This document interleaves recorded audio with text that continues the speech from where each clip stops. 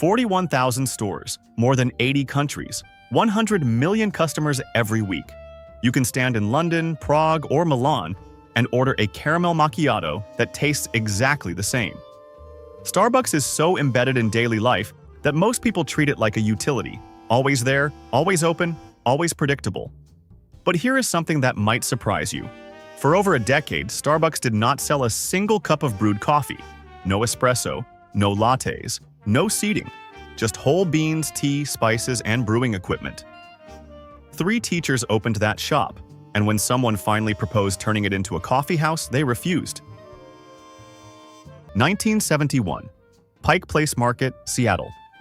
3 friends, Jerry Baldwin, an English teacher, Gordon Boker, a writer, and Zev Siegel, a history teacher, opened a store selling whole roasted beans.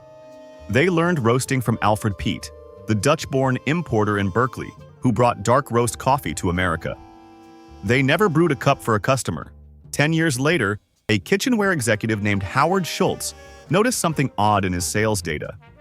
A small Seattle retailer was ordering more drip coffee makers than Macy's.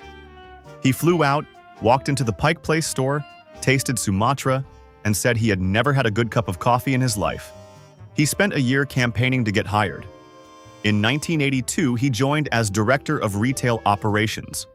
A year later, Schultz traveled to Milan and counted 1,500 espresso bars, baristas who knew regulars by name, coffee as daily ritual.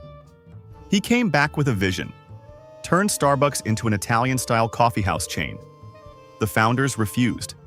Espresso machines cost too much and they wanted to stay a bean shop. Schultz quit, started his own company, Il Giornale, got rejected by over 200 investors. Then something else happened. In 1987, the founders sold. Schultz assembled backers, including Bill Gates Sr., and bought Starbucks for $3,800,000.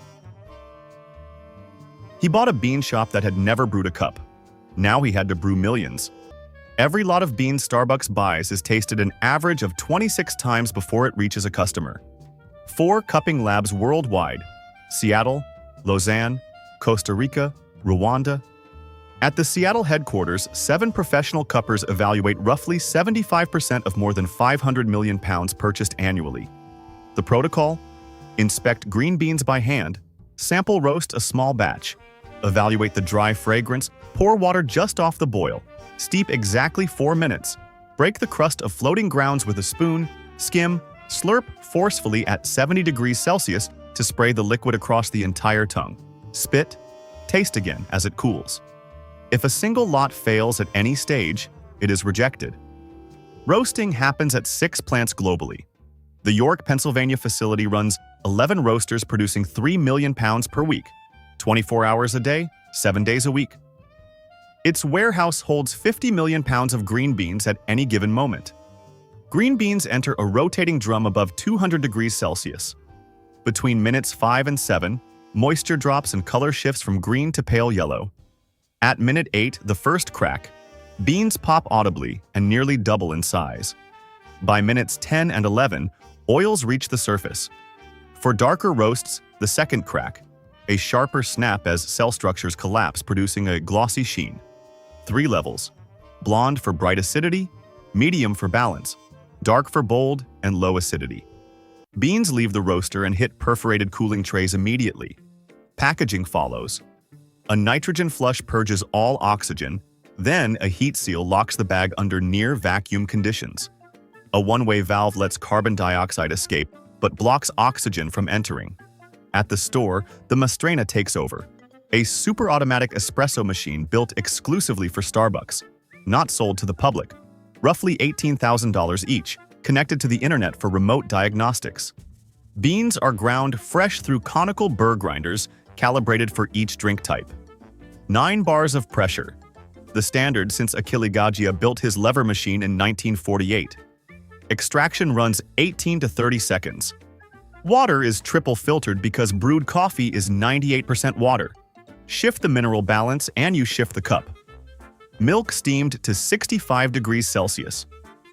Recipes locked globally. A grande vanilla latte gets exactly 4 pumps of vanilla syrup whether you order it in New York or Tokyo. Cupping, roasting, cooling, sealing, grinding, extraction. 6 steps, each with numbers tight enough to repeat across 41,000 locations. That is what sits in your hand. Most large coffee chains use Robusta or Robusta Arabica blends. Cheaper, higher caffeine, harsher flavor. Starbucks uses exclusively Arabica, top 3% only. A single Arabica tree takes 3 to 5 years to bear fruit and yields half a kilogram of roasted coffee per year. A typical commercial roaster runs 2 to 3 quality checks. Starbucks runs 26. 7 people in Seattle set the flavor profile for 41,000 locations. In 1988, Starbucks became the first major American company to offer health insurance and stock options to part-time employees.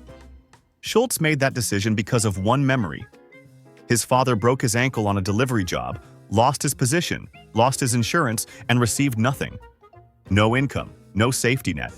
He built the policy around a gap he grew up inside. Here is where the story flips. The most common criticism of Starbucks is that it over-roasts its coffee. It tastes burnt.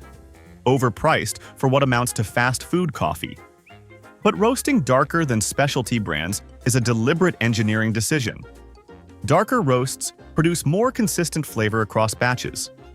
When you serve 100 million people a week across 41,000 locations, consistency is the product. Lighter roasts amplify origin characteristics, more complexity, but more batch-to-batch variation, which is exactly what a global chain cannot afford. The same principle runs through McDonald's, IKEA, Coca-Cola. You do not go for the best. You go for exactly like last time. 100 million people every week agree with that trade-off. Try this. Next time you hold a Starbucks cup, check the blend name, on the sleeve or in the app. Look it up. You will find where the beans were sourced, the roast level, and the tasting notes.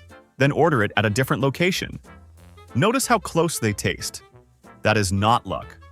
That is 26 tastings and a system built to eliminate variance. Starbucks is not the best coffee in the world, and it is not trying to be. Plenty of specialty roasters use lighter roasts, single origin lots, and produce more complex cups. But none of them deliver the same flavor across 41,000 locations in 80 countries. What you are paying for is not just coffee. It is the system. 450,000 farmers, 26 quality checks, 9 bars of pressure inside a machine you cannot buy.